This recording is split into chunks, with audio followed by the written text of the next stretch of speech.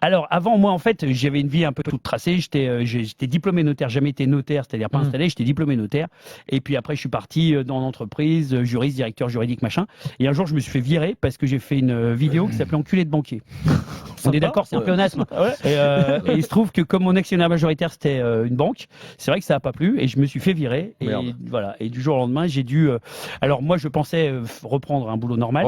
Voilà. Et si ce n'est que je fais la vidéo Bleu Métal et comme elle a été vue tant de fois, que j'ai appelé les recruteurs qui m'ont dit qu'est-ce que je fasse pour vous? Moi, vous dites que vous bourrez la gueule le jeudi, le vendredi vous bossez pas, le lundi non plus, ça va être compliqué. Donc du coup, j'ai dit je me lance. Mais ces vidéos, avant cette fameuse vidéo du Bleu Métal, tu faisais déjà des produits, des vidéos. Je veux faire ça depuis que j'ai 12 ans. C'était assez confidentiel. Je sais pas pourquoi. Moi, je suis tombé dessus il y a 2 ans, 3 ans. Bon, mais parce qu'on selon les contacts, on fréquente la même boîte échangiste. Je veux dire. Oui, voilà. Selon les réseaux. Un Pépito, on était tous les deux. Je me souviens très bien dans le backroom. Ouais. C'était une volonté quand même de. Moi, je veux faire ça depuis que j'ai 2 ans, mais c'est comme vouloir être sportif professionnel, c'est comme vouloir machin. Il y a plein de gens qui veulent et puis il y a peu d'appelés. Et à 12 ans, tu commençais déjà? Ouais. Moi, j'envoyais des trucs à Canal+. Ouais. J'étais le connard du fond de bus, déjà.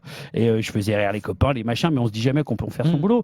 Et après, il se trouve qu'on envoyait des cassettes à Canal, à machin, ça marchait pas. Moi, c'était un hobby. Voilà, il y a des gens, ils font des partouzes, il y a des gens, ils font du ski. Moi, j'essayais de faire rire les copains et je montais sur scène, etc. Tu sais que Fred Pouillet, notre producteur, a fait la même chose. Vincent, il a envoyé des je sais, mais j'ai vu les vidéos, c'est pas crédible non plus. Et les auteurs des Guignols lui ont répondu c'est bien, continue, nous ça nous fait pas rien. Ah oui, c'est vrai.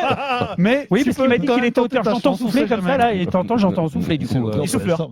Mais avec ton gabarit et ta gouaille, tu aurais pu être talonneur au Stade de France ou à Gaïa. Bah le problème c'est que j'avais peur de faire le rugbyman quoi. Je veux dire, c'est des petites choses, s'ils sont faiblards. Quand t'as un physique trop puissant, trop de puissance, c'est bien que tu t'abstiennes. Je suis d'accord, trop de puissance. C'est vrai qu'il ressemble à un talonneur. C'est vrai. Oui. La tête, plus qu'un basketteur. Dans un caisse de Bourgogne quand même. Oui, un club local, en fin de carrière. Tu prends tes idées où, Jason? Pardon. Pour tes vidéos, tu prends tes idées où? Dans la vie. Moi, en fait, je suis un homme de bar. C'est-à-dire que j'adore aller au bar, les bars quartiers. On se met, on écoute, c'est génial. Et voilà, je prends mes idées partout. Moi, j'ai fait 16 ans d'entreprise, alors je manque pas d'idées pour me foutre de la gueule de tous les travers de l'entreprise et de la société en général. Tu prends des notes ou tu gardes Non, je prends des notes. Ça m'arrive de prendre des notes en me disant. En fait, le but, c'est de faire. C'est un bon métier, traîner dans les bars. Ouais, c'est génial. T'imagines? Mais quand t'es dans le bar, tu picoles. Je prends des 102 à la Gainsbourg, comme Régine.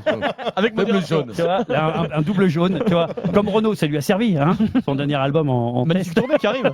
Voilà. Renaud, il est en tournée là, toujours là ou... Il va attaquer, je crois. Moi, j'aime bien les animaux. Oui, je crois qu'il est en tournée.